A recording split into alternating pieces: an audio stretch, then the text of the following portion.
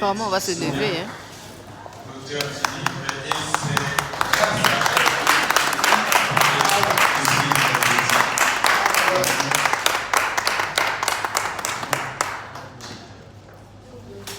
Wow, bonjour.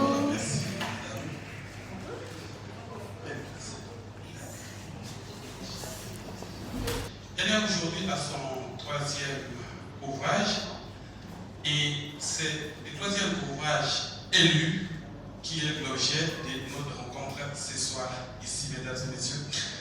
Nous allons donc, pour la semaine d'aujourd'hui,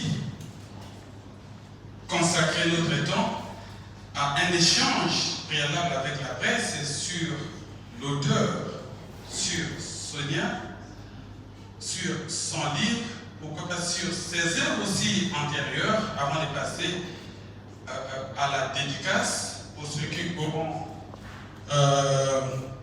choisi d'acheter les livres.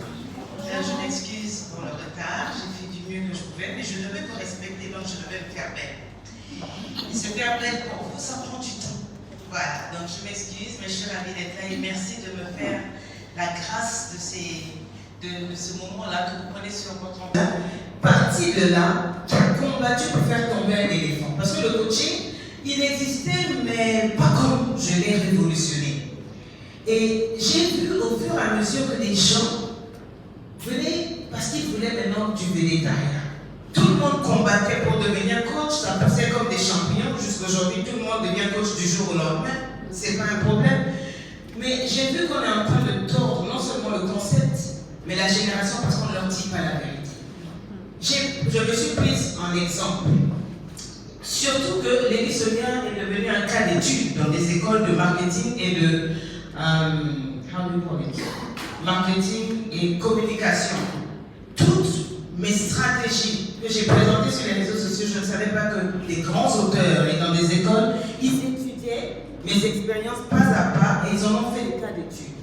Pourquoi est-ce que moi je ne prendrais pas le cas d'étude que je suis pour enseigner à la prochaine génération que lorsque vous rêvez de devenir un leader ou lorsque vous avez un rêve à l'intérieur de vous, il y a la face de l'iceberg que tout le monde voit, les éditionnaires, sous les flashs, sous les grandes conférences avec les autorités, mais il y a aussi une véritable face. La face où on doit sortir d'un aquarium émotionnel. Il se passe des turpitudes. Je crois que vous êtes croyant, que vous soyez musulman, bouddhiste ou autre. Vous avez un rêve, vous avez quelque chose qu'il y a au fond de vous. Vous savez que vous avez quelque chose à réaliser. Vous voyez peut-être la destination.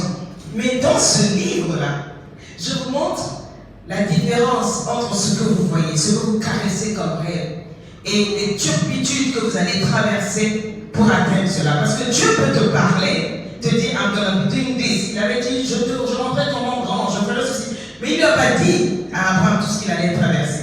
Il te donne la vision. Ok, Joseph a vu que le soleil se prosternait, que ses frères, etc.